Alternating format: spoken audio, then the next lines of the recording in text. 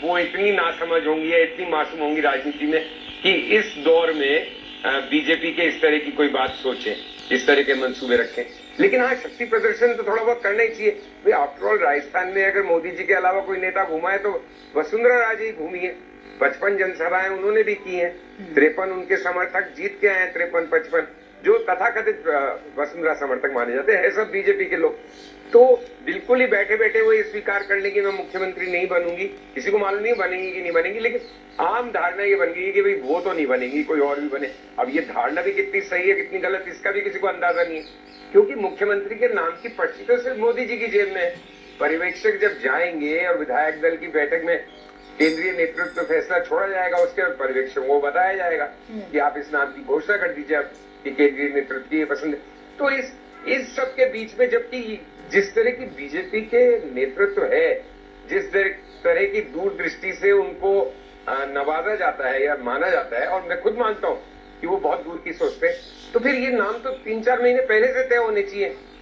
अब किस बात की कवायद चल रही है, या क्या उनके सारे सोचे हुए नाम हार गए बाय एनी चांस? ऐसा भी नहीं होती है, मैं हल्के अंदाज में कह रहा हूँ। तो ये किस वजह से देरी हो रही है, क्यों इतनी प्रक्रिया फॉलो हो रही है, थोड़ी बहुत अचंभे का विषय जरूर है। क्योंकि मैं नहीं मानता कि न तो बीजेपी में कोई शिवराज वसुंधरा कोई भी बगावत के स्थिति में है, न मैं ये मानने को तैयार हूँ कि मोदी जी और अमित शाह जी ने ये पहले से तय नहीं कर रखा होगा कि कौन उनका मुख्यमंत्री होगा।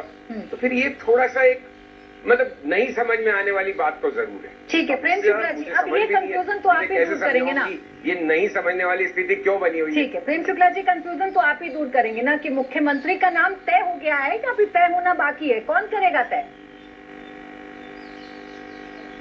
ये कंफ्यूजन है ही नहीं, पता नहीं किसको कंफ्यूजन है। भारतीय जनता पार्टी के ना तो नेतृत्व को कंफ्यूजन है, न भारतीय जनता पार्टी के विधायकों को कंफ्यूजन है, न भारतीय जनता पार्टी के पदाधिकारियों को कंफ्यूजन है।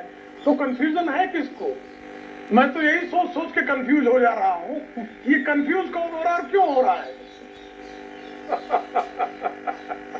तो दूर कर दीजिए ना कंफ्यूजन, मेरे सवाल का जवाब दे दीजिए कि मुख्यमंत्री कौन होगा, क्या तय हो गया है या भी तय होना बाकी है? ये विधायक दल तय करेगा, ये विधायक दल तय करेगा, और पर्यवेक्षक जो है नेतृत्व को उसके बारे में बताएंगे, और नेतृत्व जो है नाम घोषित करेगा, विधायक दल में उसका नाम प्रस्तावित होगा, उसको सहमति बनेगी और हो जाएगा।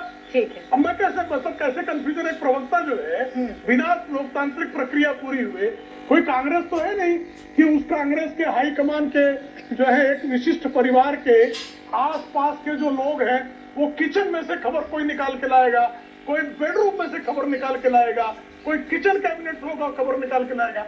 ऐसा तो भारतीय जनता कैसे पार्टी अलग है प्रेम शुक्ला जी? अभी तक के जितने बयान हैं अभी तक के आप लोगों के नेताओं के, बड़े बड़े नेताओं के, टकटकी लगाए तो आप भी आला कमान की तरफ देख रहे हैं, हाई कमान की तरफ देख रहे हैं, तो आप कांग्रेस से कैसे अलग हो गए? कैसे? हम लोग तो कहाँ कह रहे हैं कि आला कमान की तरफ कौन देख रहा है? हम लोग तो प्रतीक्षा कर रहे हैं कि हमारी जो लोकतांत्रिक प्रक्रिया पूरी होगी, नाम घोषित होगा।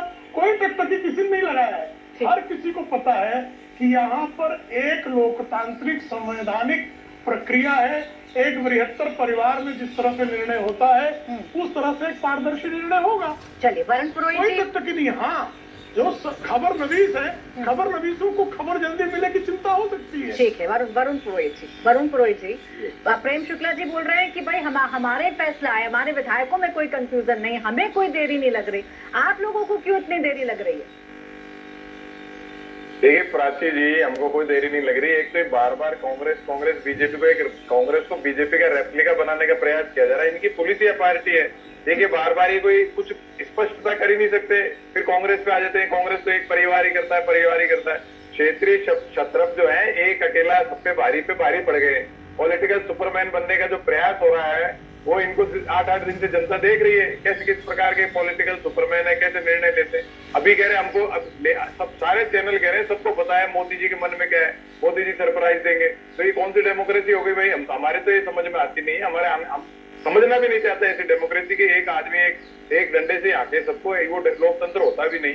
देखिए स्लीपिंग सिकनेस एक होती है, स्लीपिंग सिकनेस से कंफ्यूजन नहीं है, स्लीपिंग सिकनेस वो हो गई है भारतीय जनता पार्टी को। सत्ता में रह गए ना 9.5 साल, तो विपक्ष कमजोर है, मैं मानता हूँ, इसलिए इनको आनंद आ रहा है हर तरह से, तो वो स्लीपिंग सिकनेस के मोड में जा चुके हैं। नहीं तो जब जिस पार्टी में संजीव जी मेरे सीनियर है, बहुत अच्छी बात इन्होंने कही कि 3 महीने पहले जब टिकट वितरण कर रहे थे तो इनके दिमाग में नहीं था कि किसको बनाना है। अब दिमाग लाएंगे तो स्लीपिंग सिकनेस ही हो गई।